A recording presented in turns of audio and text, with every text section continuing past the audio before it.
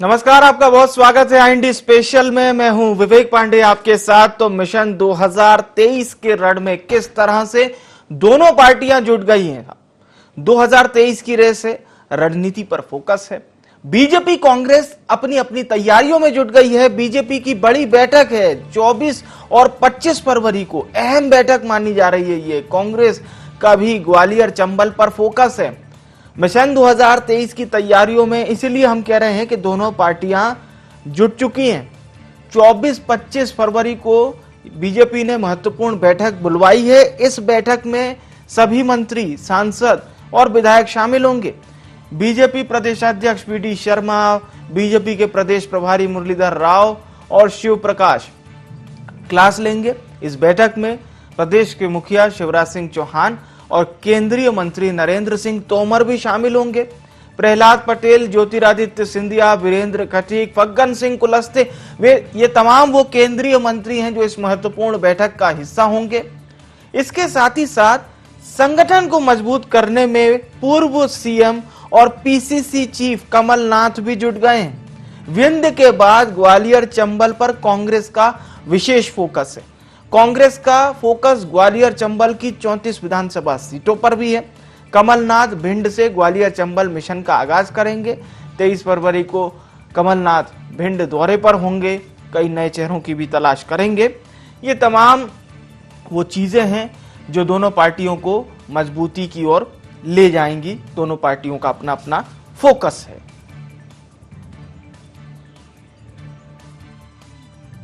इसको जमींदोज करने के बाद अब कार्यकर्ताओं से जमीन पर काम करने की माननीय कमलनाथ जी कह रहे हैं। पूरे जीवन जो व्यक्ति जमीन से दौरा जिसने किया ही नहीं है, पूरे जीवन जो हवा में रहे, वो कार्यकर्ता से जमीन पर काम करने की कह रहे हैं। जो खुद की विधानसभा में, लोकसभा में कभी सड़क मार्ग से नहीं चले, इतनी जगह हेलीपैड बने कि आप पूरे मध्य प्रदेश में कहीं नहीं मिले, वो कार्यकर्ता से। अब कार्यकर्ता ये सब बातें समझता है कमलनाथ जी कि आप इस तरह की बातें करोगे तो मेरे समझ में कोई इस पे अमल करेगा नहीं। अभी तक जितना फर्क आया उतना ही मान के चलना। जो 38 सीटों के उपचुनाव में आया, बस वैसे ही परिणाम फिर आने वाला है। कोई फर्क नहीं पड़ने वाला कांग्रेस पे। कांग्रेस का कार्यकर्ता अब इनसे विश्वास उठ चुका है नेतृत्व से। कमलनाथ जी की सक्रियता एकदम से बढ़ गई। ये सक्रियता संगठन को बढ़ाने के लिए नहीं है, बल्कि अपनी कुर्सी बचाने के लिए है। और इसीलिए कमलनाथ जी के साथ बाकी नेताओं का असहयोग आंदोलन भी शुरू हो गया है। दिग्विजय सिंह जी सीधे सीधे बयान दे रहे हैं कि कांग्रेस खत्म स्थिति में है। 2023 के बाद कांग्रेस पूरी तरह से समाप्त हो जाएगी। कमलनाथ जी वही स्वर से स्वर मिलाने की कोशिश कर रहे हैं जैसा अभी तो मैं जवान हूं का गाना था। अब कमलनाथ जी गाना गा रहे हैं, अभी तो मैं सक्रिय हूं। हमारे प्रधानमंत्री जी के निर्देश अनुसार, उनके नेतृत्व में भारत में विकास और प्रगति की श्रृंखला केवल विभाग में भी नहीं, लेकिन क्षेत्र में जमीनी स्तर तक लाना, ये हम लोगों का धर्म बनता है। और उसी तारतम्य में यह दौरा मेरा है। और आने वाले समय में, जैसे आपने और हमने कई बार चर्चा की है, ग्वालियर की जो योजनाएं हमारे दिल में है, हमारे सोच में है, सरकार के साथ हम लोग कार्य कर रहे हैं, उन्हें जमीन पर उतार कर जनता को समर्पित करना, ये हमारा धर्म है। दिग्विजय सिंह जी की टिप्पणी पर टिप्पणी करना मैंने 15-20 साल पहले से बंद कर दिया है, क्योंकि उनकी टिप्पणी पर तो जनता ने कई बार टिप्पणी कर दी। तो केंद्रीय मंत्री ज्योतिरादित्य सिंधिया को आप सुन रहे थे। तमाम वो नाम, वो चेहरे लगातार बीजेपी को मजबूत कर रहे हैं। दूसरी तरफ कांग्रेस है।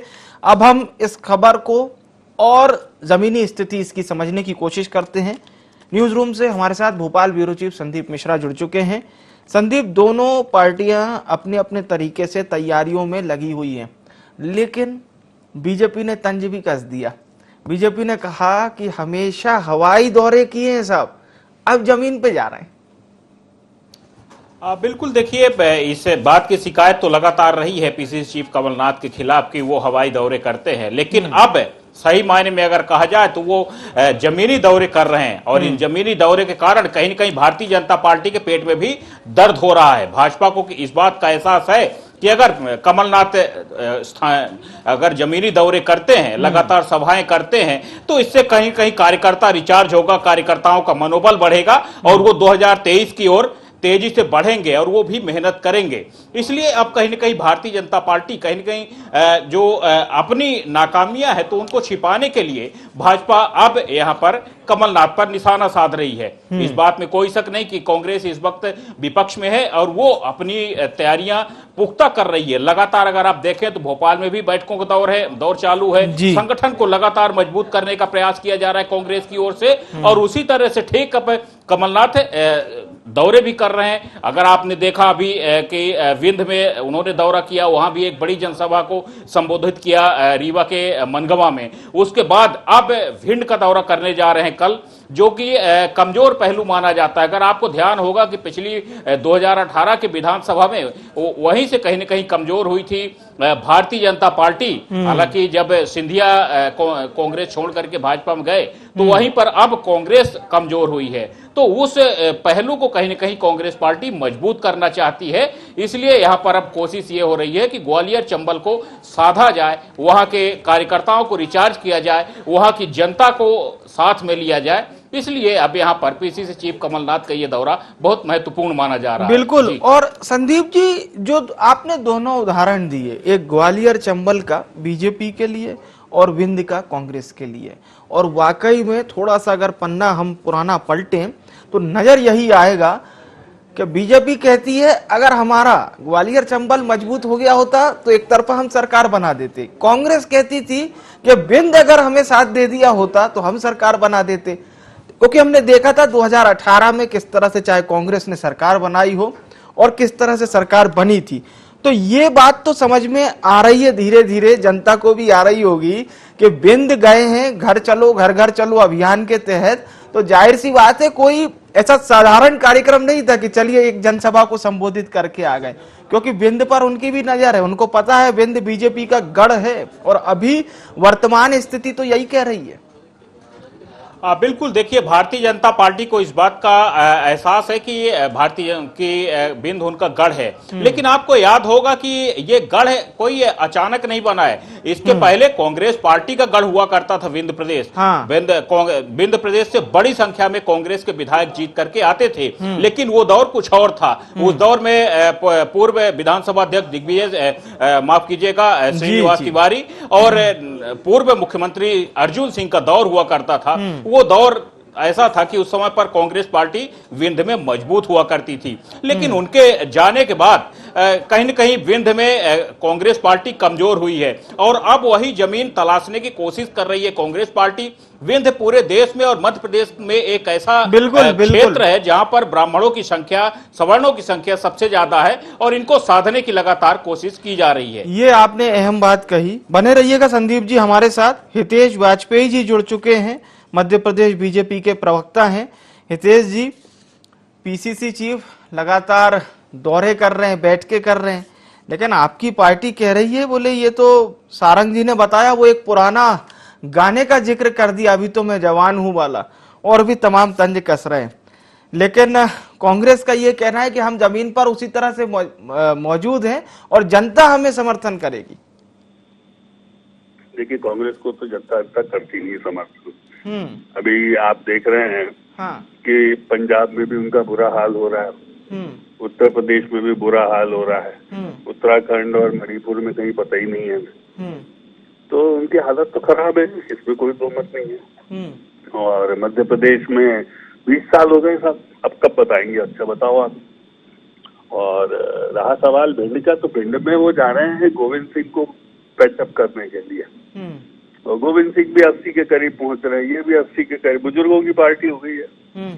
तो क्या जमीन पे घूमेंगे? अच्छा, कमलनाथ जी और जमीन, मतलब कोई भी समझ जाएगा ये तो चुटकुला हो गया, हो गया तो उतरते ही नहीं है। उतरे तो गेस्ट हाउस में चले जाते हैं, वहां से बाहर आए तो फिर घर आ जाते हैं। यही उनका घर घर चलो अभियान है। तो कोई अपेक्षा नहीं रखता कि वो किसी किस्म की कोई मेहनत कर पाएंगे। बाल काले कर लेने से कोई जवान थोड़ा ना हो जाता था। तो आप लोगों को ऐसा लगता है कि ये जो तमाम जमीन पर जा रही है कांग्रेस पार्टी, इससे कुछ होने जाना वाला नहीं उनका? इसके सुबह नरोत्तम जी ने भी कहा कि कमलनाथ जी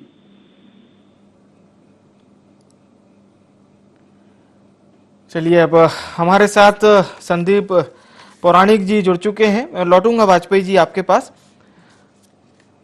पौराणिक साहब, सबसे महत्वपूर्ण बात यह है कि अगर हम दोनों ही पार्टियों को देखें तो दोनों पार्टियां जमीन में अपनी स्थिति को मजबूत करने के लिए प्रयास कर रही हैं। बीजेपी की कई बड़ी बैठकें हैं, तो कमलनाथ जी बीते दिनों उन्होंने विंध्य का दौरा किया था और अब वो ग्वालियर चंबल के दौरे पर हैं, जो एक अहम कड़ी मानी जाती है सत्ता के लिए। विवेक जी, हेलो जी, आवाज आ रही है? जी जी बोलिए सर। विवेक जी, चुनाव में अभी आप ये मान लीजिए 1.5 साल हैं और कोई भी राजनीतिक दल हो वो चुनाव जीतने की हर संभव कोशिश करेगा। एक तरफ हम बीजेपी देखते हैं और दूसरी तरफ हम कांग्रेस देखते हैं। बिल्कुल सही। बीजेपी हमें कई मोर्चों पर एक साथ डटी हुई नजर आती है। हाँ।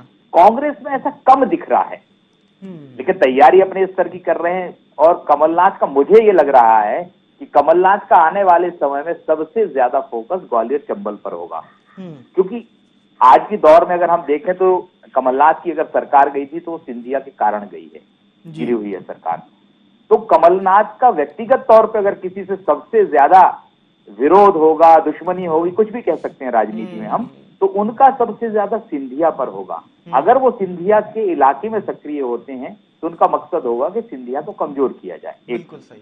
दूसरा, उनका पूरी पार्टी को अपने हिस्से में लाने की कोशिश, मुझे ऐसा लगता है, क्योंकि दिग्विजय सिंह से जैसी उनकी टकराव जो चल रहा है उसके बाद कमलनाथ की सक्रियता बहुत तेजी से बढ़ी है। उन्होंने बैठकों का दौर शुरू किया है, प्रकोष्ठों का दौर शुरू किया है, डिजिटलाइजेशन हो रहा है, सदस्यता अभियान चल रहा है। इसमें कमलनाथ और सिर्फ कमलनाथ नजर आ रहे हैं एक तरफ। दूसरी तरफ जब हम बीजेपी देखते हैं तो बीजेपी का संगठन है, उसके प्रदेशाध्यक्ष हैं और मुख्यमंत्री शिवराज सिंह चौहान है। ये दोनों लगातार सक्रिय हैं। तो अब मुकाबला, तो मुझे ऐसा लगता है कि दोनों राजनीतिक दल पूरी तरह तैयार हैं। कोई बैठकें कर रहा है, मैदान में जा रहा है, तो कोई अपने कार्यकर्ताओं को जोड़ने के लिए डिजिटलाइजेशन का काम कर रहा है, ताकि आने वाले चुनाव में वो दूसरे को शिकस्त दे सके। बिल्कुल, आपने काफी दिलचस्प रुख करवाया है, हमारा भी और दर्शकों का भी। मैं फिर से आपसे चर्चा करूंगा सर। फिरोज जी हमारे साथ जुड़ चुके हैं, प्रवक्ता हैं मध्य प्रदेश कांग्रेस के। फिरोज जी, कमलनाथ जी के दौरे जिस तरह से चल रहे हैं, लेकिन बीजेपी का ये कहना है कि वो हवाई दौरे जो है वही चल रहे हैं। हालांकि आप लोग कह रहे हैं कि जनता का साथ मिलेगा, बीजेपी ये कह रही है कि युवाओं को दरकिनार कर सिर्फ बुजुर्गों की पार्टी बनती जा रही है कांग्रेस। सर, ऐसा है कि बहुत अच्छा हुआ कि पहले तो इस बात का जवाब देंगी बुजुर्गों की पार्टी, तो बहुत अच्छी बात है। 69 साल के 69 ईयर्स के अमित शाह और 74 साल के नरेंद्र मोदी, तो जो है डॉक्टर हितेश वाजपेयी, इन्हीं के नेतृत्व पे सवाल उठा रहे हैं। कम से कम इनको इस बात का एहसास तो हुआ कि ये हमारे दोनों नेता जो है बुजुर्ग हो गए हैं। जहाँ तक हवाई का सवाल है, तो कमलनाथ जी वहाँ जाते हैं, बैठकें करते हैं, जनसभा को संबोधित करते हैं और साथ में घर चलो घर घर चलो अभियान हमारा चल रहा है। ठीक है। आप उससे पहले जन जागरण पद यात्रा चालू की कांग्रेस ने, उससे पहले विधानसभा वाइज हम लोगों ने साइकिल यात्रा चलाई महंगाई को लेकर, उससे पहले हम लोगों ने 3 कृषि कानूनों को लेकर जो है पद यात्राएं की। ये बात कांग्रेस पार्टी ने ये काम किया, ये सामने दिख रहा है। भारतीय जनता पार्टी के एक तरफ वीडी शर्मा है, दूसरी तरफ शिवराज सिंह चौहान है।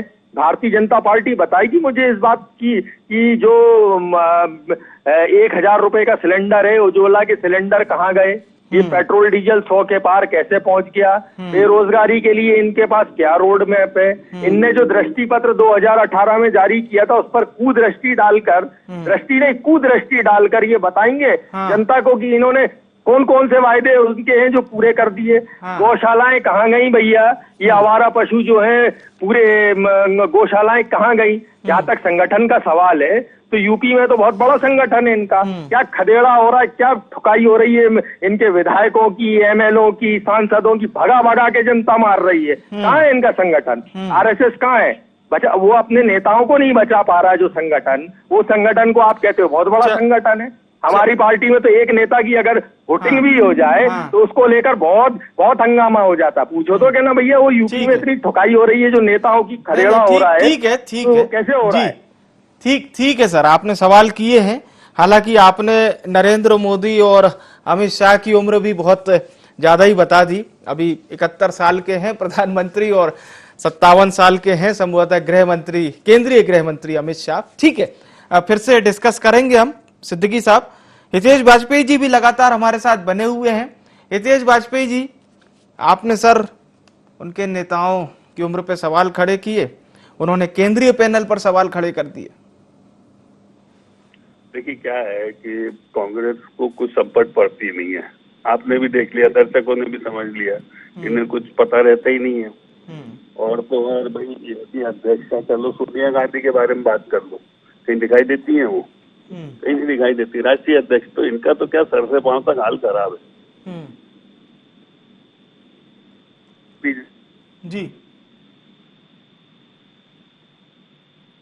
बैठक के बाद 4 विधायक और हैं जो कांग्रेस छोड़ रहे हैं उस अंचल के, ये आप नोट कर दीजिए डायरी में। पूरी तैयारी हो चुकी है। एक का तो 2 चैनल पे कुछ ऐसे बयान चल रहे हैं। ये बड़ा बयान दे रहे हैं आप? भी लोग जानते हैं, उसको कोई बड़ी बात नहीं है। तो जहाँ जहाँ ये संत जाएंगे वहाँ वहाँ कांग्रेस का अंत होने वाला है। अच्छा, किसी को गाली दे देने से थोड़ा ना कोई खत्म हो जाता है।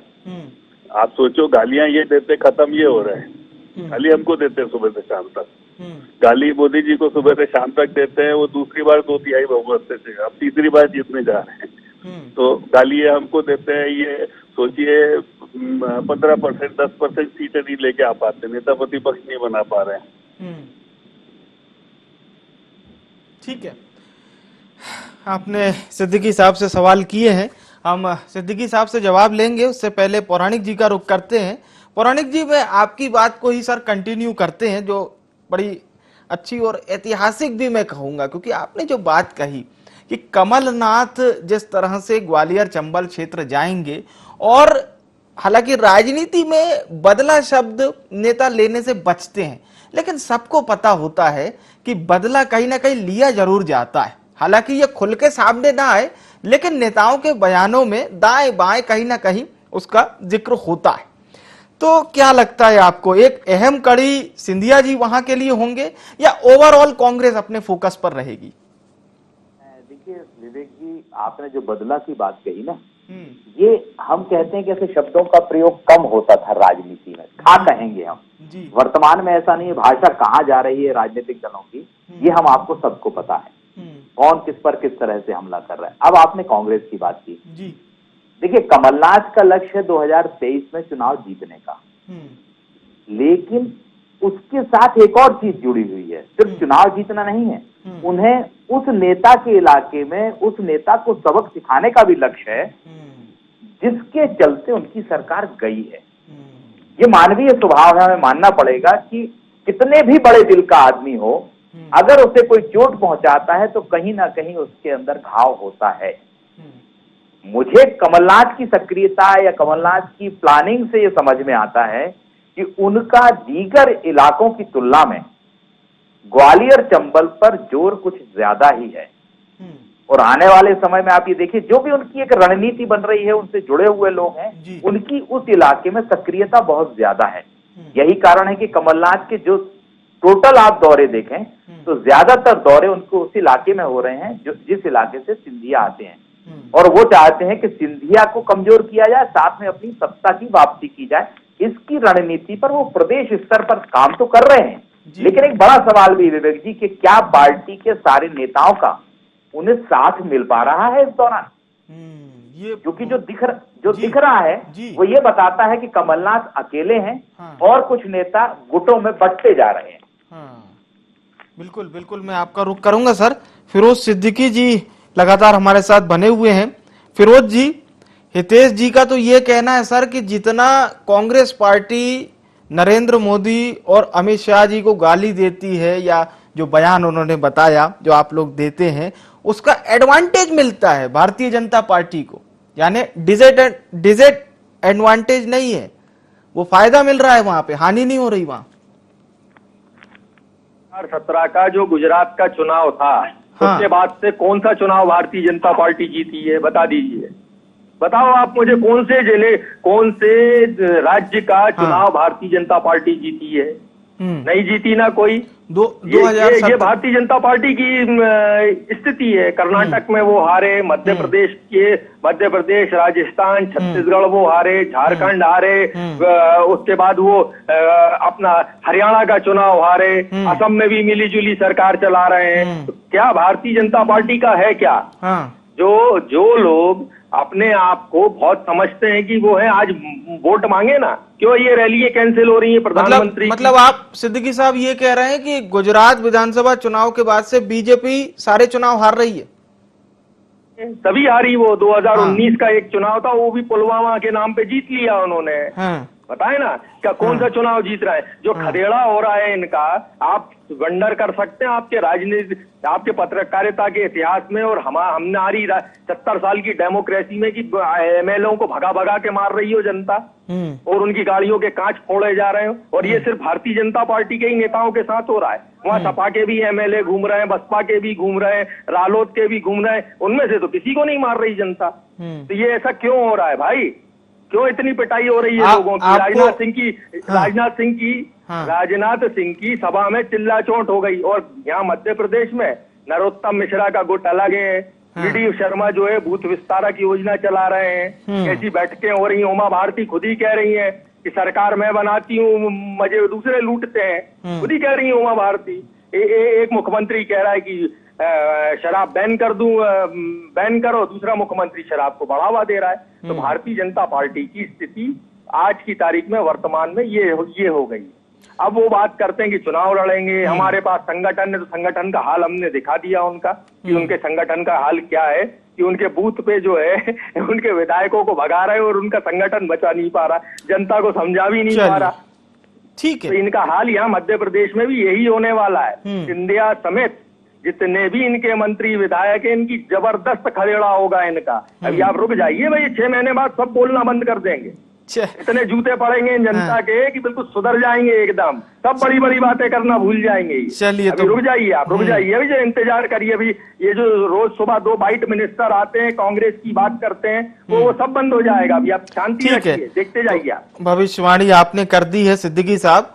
हालांकि आपने उस बात का जिक्र नहीं किया कि राजस्थान में किस तरह से बीएसपी पार्टी के विधायकों ने कांग्रेस का साथ थाम लिया था और उसके बाद मायावती सुप्रीमो ने।